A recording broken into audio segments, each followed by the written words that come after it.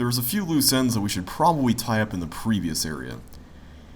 By the way, I've turned off the transitions here, you'll notice, just because it is getting a little bit annoying to see that cross-dissolving go in real slow motion. So I'm just going to keep it off for now. I don't really think it's going to affect the game too much. In fact, it will make the video, I think, look a little bit better. Anyway, there are a few things that we need to see back here. One of them is the LT cabinet, and the other one is this TV.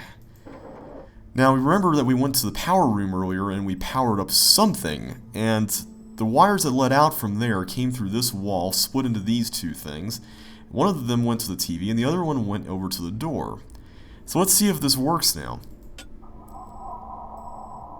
Aha, okay. So the sun came up here on the screen, and we could see this black square with two white squares on it. One in the southwest and one in the upper right, the northeast. However, there was also this switch over here that we messed around with a little earlier, and it didn't do anything, but maybe now it will do something, considering that it's connected to the screen. So it showed the sun going down, and it was pretty much a mirror image of the first video. Not only did the sun go down, but the squares were this time in the northwest and the southeast. Interesting. Well, we'll have to keep that in mind for later, but for now, let's see this new room here. A brick wall, another brick wall, and an archway here, but we can't seem to go anywhere further. There's another passage on the other side there. There's a bridge here, but it's connecting this doorway with this doorway. Well, this area certainly looks square. And this cylindrical thing here seems to suggest that you could turn the bridge to orient this way, such that these two paths are connected. There doesn't seem to be any control around here to do that, but we'll have to remember it for later, I suppose. Anyway, with that in mind, let's go ahead and explore further. This is the part of the game when things start to get a little overwhelming.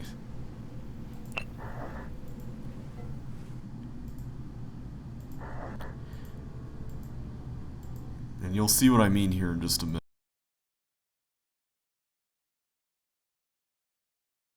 Let's go to the left first. Aha, looks like we found the other side of the bridge. Or the other two doorways, rather. What's this all about? Almost sounds like the gem collecting sound in Jetpack. We can set these all black or all white. What does this button do?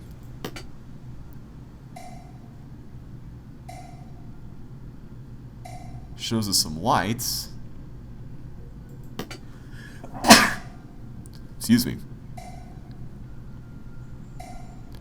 And it shows us a different set of lights. Well, as it turns out, this is actually a memory thing. You get a combination here, and you'll have to remember it for later on. So I'm going to write down the next sequence. 1, 1, 4, and 1, 2. That's pretty easy to remember. We'll have to see where we can use that. What's on this side? We have another one of these things, and it seems to be two halves here, considering this sort of jigsaw thing here in the middle. We still don't know what these things are for. And here we can see a sun's shape or something. Curious. Now there's a grilled room over here, which I would really much like to get to. And that certainly doesn't work, but notice that there's a wire here that goes right through this hole, which suggests that it might go inside this grilled room. We're going to have to see how we can get in there later on.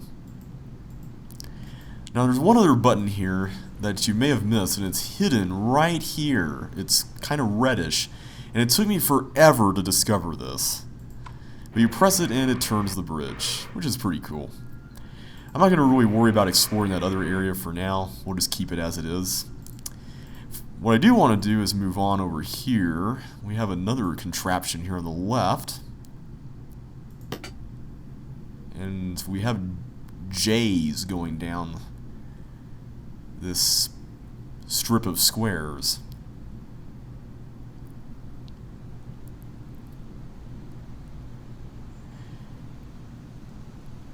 Now notice during that whole sequence that there were four J's that were anomalous. 2 of them were mirrored and 2 of them were red. Now if we press this again, we'll find out that this is actually a memory challenge.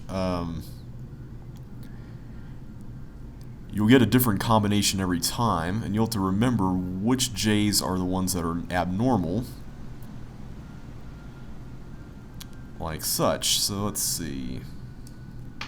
I believe this was... the red one was there, and then the black one was here. Oh boy. I forgot exactly which one was which. I know that these are the positions. Oh, okay, good, that was it. And by doing that, we can now press this button. So what do we got in this room? We got a hill landscape, a button that does nothing, some little switches that go from A to D. This thing kind of looks like the printer thing from RHEM 1, where you would print out a piece of paper and if you didn't like it, you could throw it in the trash, but it doesn't look like this works at the moment. And here we have a compass thing that shows us different symbols at different compass points. No idea what those are for, but we're going to have to keep that in mind. And what's this right here? Oh, it's a clue that we can take a picture of. That's got to mean something. It shows 7 rectangles with what look to be 7 buttons, and then 7 mountains in the background. And these mountains somehow correspond to the 7 rectangles. Alright, so let's see what's through this door. Ladies and gentlemen, I give you perhaps the most annoying room in the RHEM series. The 9-door room. We'll look at those in a minute. For now, I'm going to go out here through this open doorway. And into this more open area with the brick walls around it. We got a bunch of mounds in here. It's rather interesting. And some control panels where we can set letters from A to D, kind of like the dials in that other room we were in. This one has some symbols, though. And these look like the symbols that we saw in that compass thing. We don't really know how to set them yet, though. But there's this container or cabinet thing over here that we can't open, and it's probably contingent on getting the right combination of symbols and of A to D points here on these things. So we're going to have to figure out how this whole thing works later on. These mounds kind of look familiar, don't they? Well, we certainly need more information, so let's just leave that alone for now. Alright, now when you press this button, you'll get 3 doors that will light up. In this case, it was doors 2, 9, and 7. And if you want to open a door, you're going to have to enter a code, which is the code that you would have gotten by virtue of pressing that button. You have to do this every time you want to go through one of these 9 doors. Yeah. So right now what I'm going to do is I'm just going to show you guys what's behind each of the doors. We won't really go into any detail yet, but I just kind of want to give you the grand tour for now, just so you can see just how crazy big this place is. You can kind of see what's beyond doors 2 and 3 and 4 from here.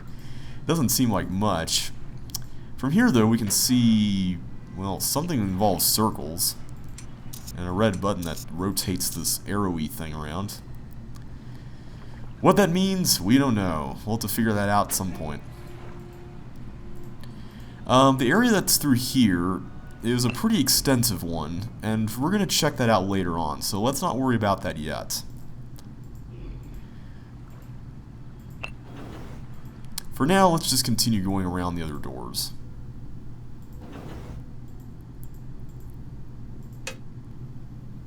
Five, 4, 7. Okay.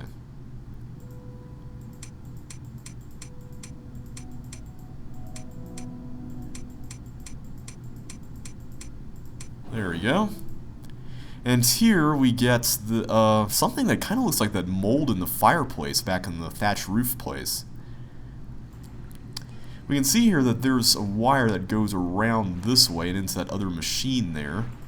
And then it continues on toward a box over there, and then over to this other area over here. And this area also has a wire, and we can trace it back over to this area too. So it seems like all these things are connected somehow.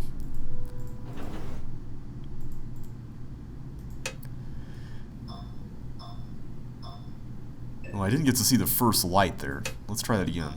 4, 3, 1. Oh, that's not bad. I like it when they're all low numbers. That is nice. Alright, so here's that other point that we were noting earlier where the green wire went to. It goes to this button. And this light on the right side is flashing red, which I guess suggests that the stuff over here isn't configured correctly or something. Oh well. Let's see what's behind door number 4 next. 925. Hey, that was my area code back in California.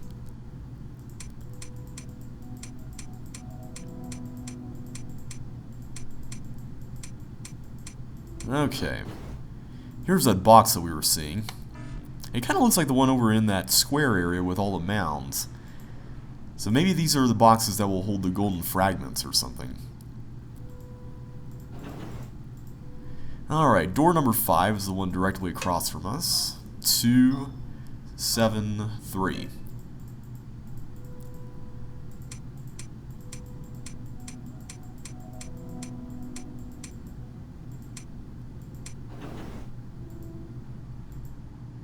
Alright, there's actually kind of a lot to explore here that we do want to see.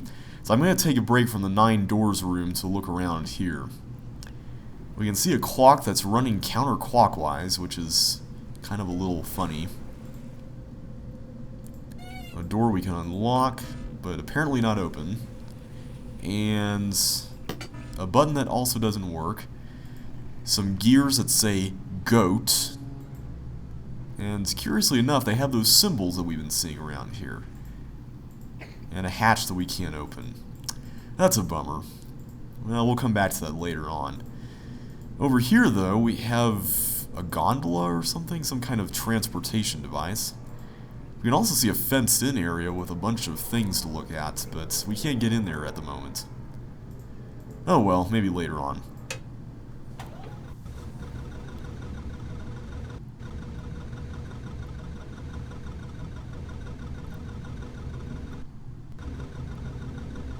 Yeah, the animation is still kind of crawling a little bit here. I even restarted my computers just to see if that made a difference or not. Nothing seemed to work, so I don't know what's going on with that.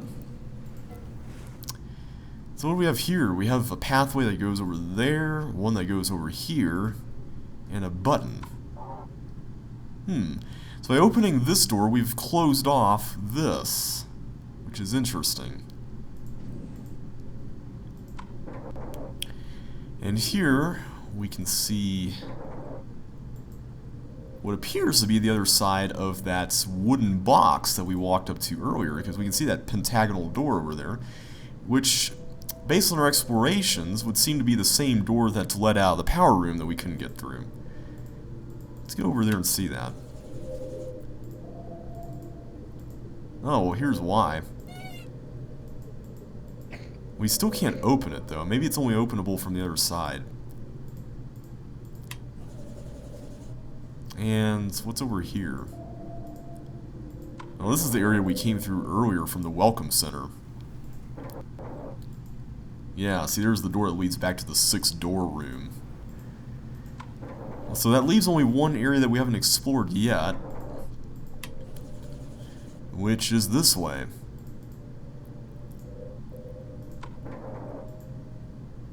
And if my suspicions are correct, yep, it leads right back in here to the blocked door. Well, that's not going to do. We need to get across. We can't open it from this side, and the only button that we've seen so far is on the side from the gondola. So unfortunately, this means that we're going to need to go all the way back to there, through the 9-door room, then all the way back here to get through to the passage. Yeah. This is kind of like the beginning of RHEM 3, where you had to do all that nonsense with the elevator. Like, once you got past that, the rest of the game wasn't so bad, and it's kind of the same case here, too. Let's see the clock here. Oh, so now it's at 4 o'clock and we got red flowers, huh? That's cool. Alright, so let's go to the crystal room and then to the 9-door room. And you know, while we're at the 9-door room, we might as well go and check out all the other doors. Get that out of the way for now, right?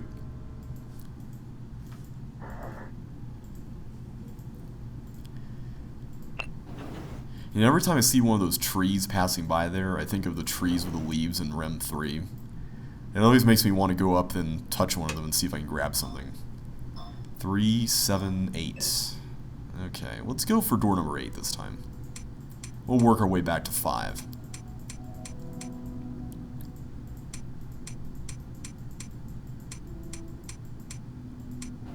Alright, so there's just a room with a box. And we can open it! Yay! We get a piece of something. It kind of looks like it belongs in that mold. Metal piece 1. Yep, it's definitely part of a collection. So that seems to be all there is there, so we never have to go into door number 8 ever again. That's good to know. 6, 5, 7. Alright, so door number 7.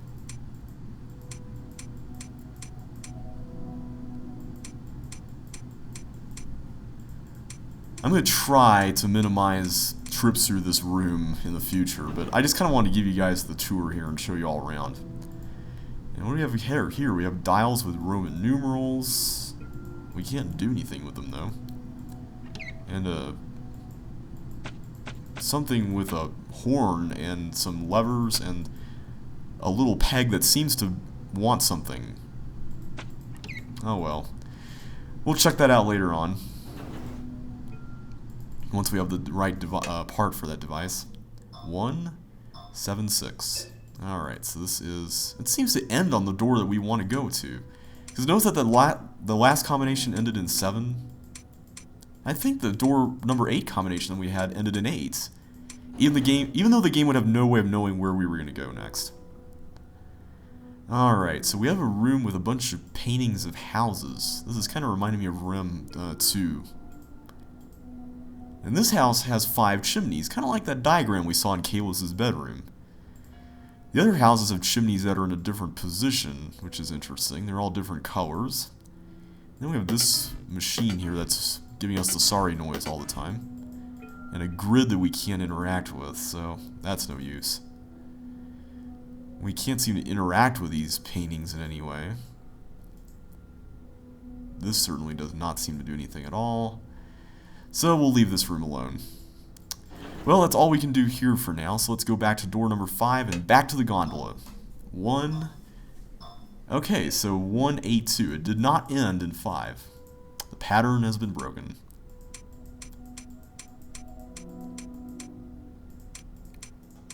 There we go. Alright. So we're going to have to go through, press the button, then come all the way back again, go back to the other side, and go through the door.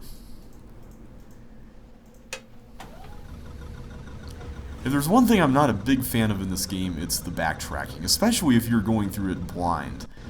I mean, RHEM 3 wasn't so bad in this regard, but RHEM 2 and RHEM 4 especially, those are pretty brutal. Especially later on. I mean, this kind of going somewhere to go to a passage kind of thing, this is probably the worst case of... Oh wait, right, we're not going out here, we just need to press the button. My bad. There we go. This is probably the worst example of it just because it's so meaningless. Like, you don't... It just adds an extra layer of tedium to the game. I mean, some of the stuff later on is a little tedious, but it doesn't feel this tedious. Maybe that's just me, though. That being said, the puzzles in this game are probably some of the most challenging. I think a lot of it just has to do with the how do you use this information kind of connection that you have to make, you know, that logical leap that you have to take to actually get something to, like, the next level.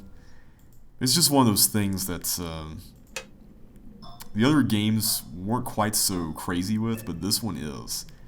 So 694, I think, is that door? Yep.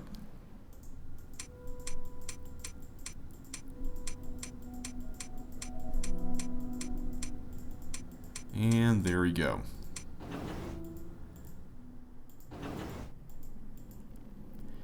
One thing you may have noticed by now is that the combinations never repeat numbers, which is interesting.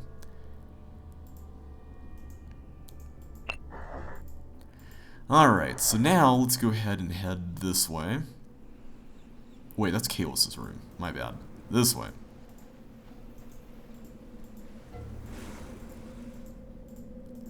Back into the 6-door room. Ah, the memories.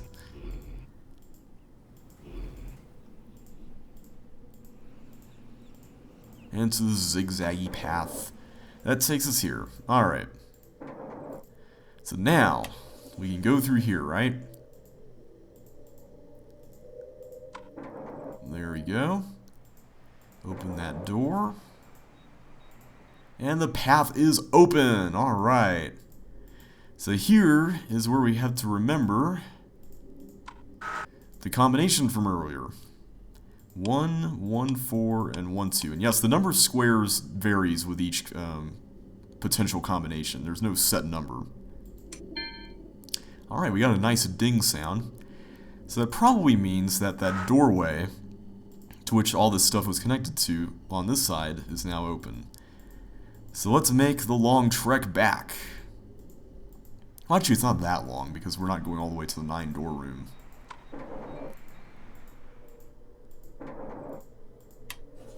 I'm not going to worry about opening up the pentagonal door over there since we don't really need to do that, at least right now. I don't think we really ever need to do that, come to think of it. I guess it's just an alternate way that you can go through stuff, but in order to go through that, you have to do that whole puzzle with the buttons in Kalos' bedroom, which is... it's annoying to do that over and over again. And now the clock is at 11 o'clock with some green flowers. Yes, that is going to be something that we'll have to remember later on, but I'll have a complete list of all the colors and clock positions, so we don't have to sit around and wait for all that. So no worries on that end, alright? Alright, let's see what we have here.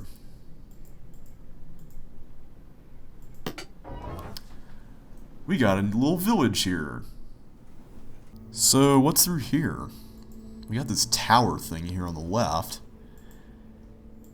with some sort of hatch or door thing. Well, we can't open it, but there's this enclosure thing on the right which suggests that we're supposed to put something in here. We'll come back to that later on, but let's continue looking around. We can see that this is the area that we were looking at through that fence before getting to the gondola. What's in here? We got a button that raises and lowers something. A rewind button, I guess. And then over here we got a record here on the wall with some squares. A button which probably unlocks this so we can get the record. And a code we're going to need to put in. Oh boy, you know how much I love those codes. So what's this all about? Oh, cool. It's a cute little wagon. But we can't take it out.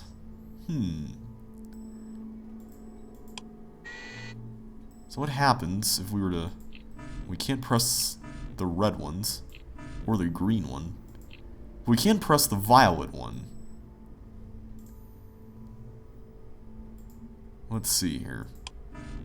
Oh, so we can't raise it back up? Maybe we have to do this. There we go. Okay, so this open one moved here to the to this space, and that was what the green light was on. So I want to see if we can move it around such that we can get the wagon off.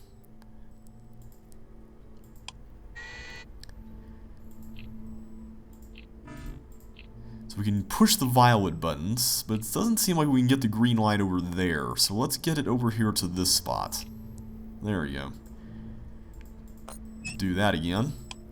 There we are. So let's move the wagon over and continue doing this until we get all the way over to the left. Oops. I forget I have to press the buttons first and then do that. There we go.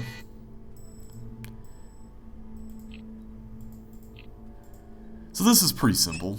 Just keep on doing this until you get all the way over. Excellent.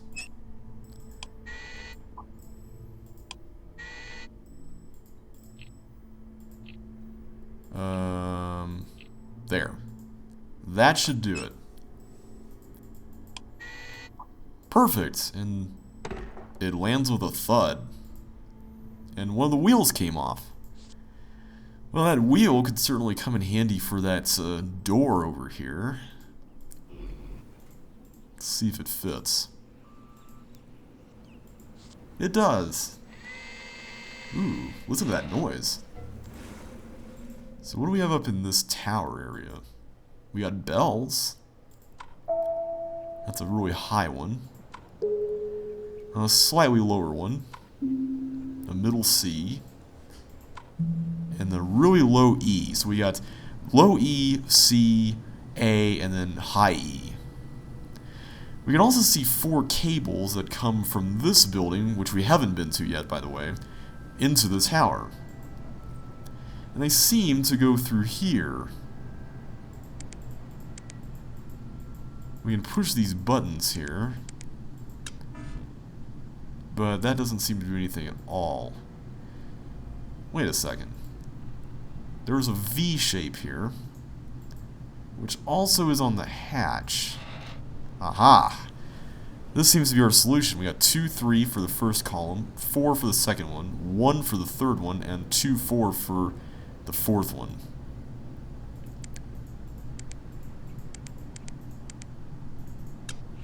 Aha! So hopefully that will provide some power or something to those buildings. We haven't really been there yet though, but we'll check it out.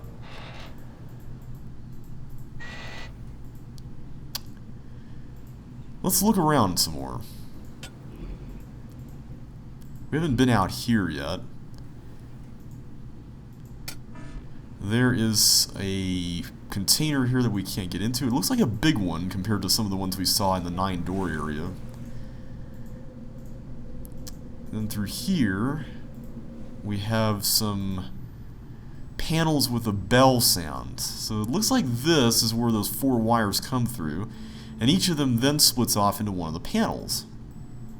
Let's play around with this.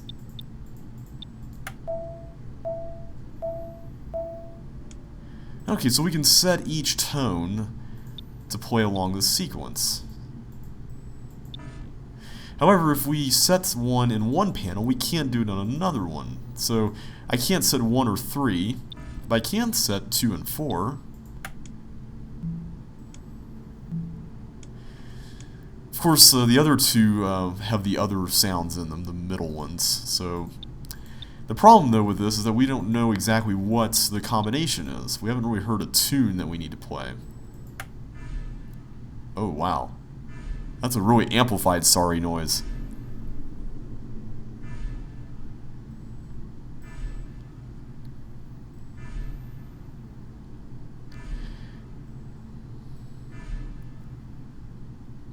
So we heard the sorry noise 8 times, and judging from the setup here, this microphone symbol suggests that this is a microphone that's testing what the tones are, and then determining if they're correct. And this button would probably be what we would press once we get everything right. But again, we don't really know what right is in this case. Let's go check out that other path real quick. Huh. There's another one of these square formations here. We can set squares to green, purple, or blue, and this one we can set to orange, green, or yellow. And we have a key that we need to put in here to open this thing up. Okay, well we do have the information that we need for this square thing. If we were to go back in here, we could see that the squares are positioned in this formation with the blank one here, but the filter that the squares are being applied through, or filters I should say, since there's a yellow and a blue one, got rotated 90 degrees this way. Yellow would occupy the lower half, and blue occupy the upper half instead of left and right. So what you really need to do is ultimately determine what the original colors of the squares are before being filtered. They are yellow, red, blue, red, yellow, yellow, red, yellow, blue, blue, red. And then you can use these magnifying glass lens, whatever you want to call these things over here, to determine what colors combine with which to form other colors. So pink and yellow make orange, blue and pink make purple, and blue and yellow make green. So with that in mind, let's go back over here. So this is yellow, which means that it's really green. This one's red, which means it's purple. Blue stays the same. Red is purple, and then we go yellow, yellow, which remain the same. Red makes orange. Yellow stays the same. Blue makes green. Another blue makes green, and then finally red. There you go. Well, that didn't seem to do anything here, but maybe it did something to that container. Seems to be connected here anyway. Aha! A record player! Well, we don't really have a record to put in there yet. We have to unlock that case over there to get it. We can close this though, and on the front of this box we can see 6 numbers, 593172. And these numbers are encased in circles with shapes inside them.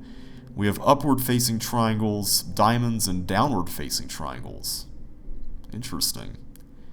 Okay, so the 5 is an upward facing triangle, and then 9 is a diamond, and the diamond also applies to 3 and then the 2 at the end, and then 1 and 7 are both downward facing triangles. Okay, good to know. Let's go ahead and input that over here, see if that works. 5, 9, 3, 1, 7, 2. Nothing. Well, that's a bummer. Well, it looks like we need more information to solve this. And there's one room that we haven't explored yet. It's over here. Now, there's a picture of dice on the wall, and this is actually going to show up a few times in other places here in the game. And what this means is that this gives you something random. So we get a completely random number here. And then there's a switch here where you can set a shape. And then over here, we get a completely different number. Interesting. There's also a drawing here on the wall that somebody, maybe Kalis, had made that shows that each number can be converted to other numbers for each individual shape. So 9 turns into 2 and 2 for the triangles, and then 9 for a diamond. So let's go through each of the numbers that are part of the combinations and each of the shapes that we'll need. So let's start with the upward facing triangle, since that's for the first number, which is 5. And here's a 5 right here. It appears 3 times, and 5 turns into 6. Okay, so that's good to know. Let's move on to the diamonds now. We need to get diamond conversions for 9, 3, and 2. Okay, well, we got 3 there. So 3 is 0. That's the third number in the sequence. Come on. 9. Okay, here's a 9. Okay, 9 is just 9. Well, we saw that in the wall back there, so. And then 2 is 1. Okay. And then finally, we have the downward facing triangle, for which we will need 1 and 7. So here's 1. The third number is 1. Okay, that's easy. And then 7 is 8. So the total answer for this is 690181 if we did everything correctly. So thankfully we don't need to change 2 of these numbers. And there we go, we got the record. So let's play the thing. Let's see what we got here. Hopefully this will be the music that we'll need for this bell tower puzzle. Whoops. Sorry about that.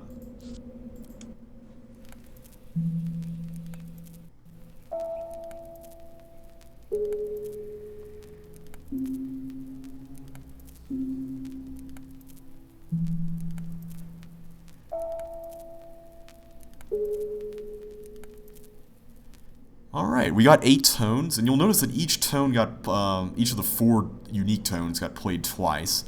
And if we were to label them from lowest to highest, using 1 through 4, the sequence is 1 4 3 2 2 1 4 3. So let's go back here and see what we can do with that. Let's see which tones are for each thing. Okay, so this one is one of the middle ones. This, I believe, is number 3, so we will need to go 3 here and 3 there. This should be number 2, I think.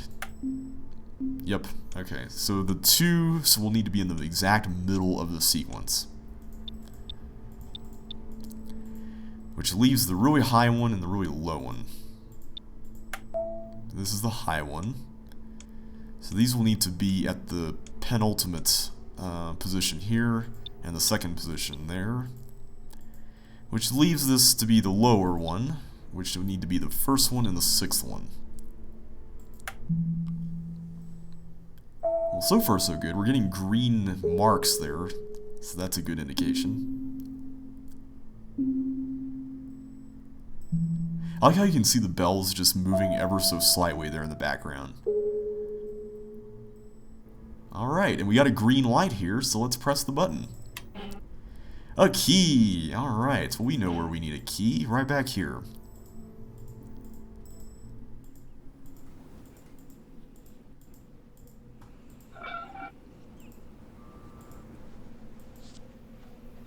We turn it, and we have a lever, which gives us one of the golden fragments. Alright, 1 down, 8 to go.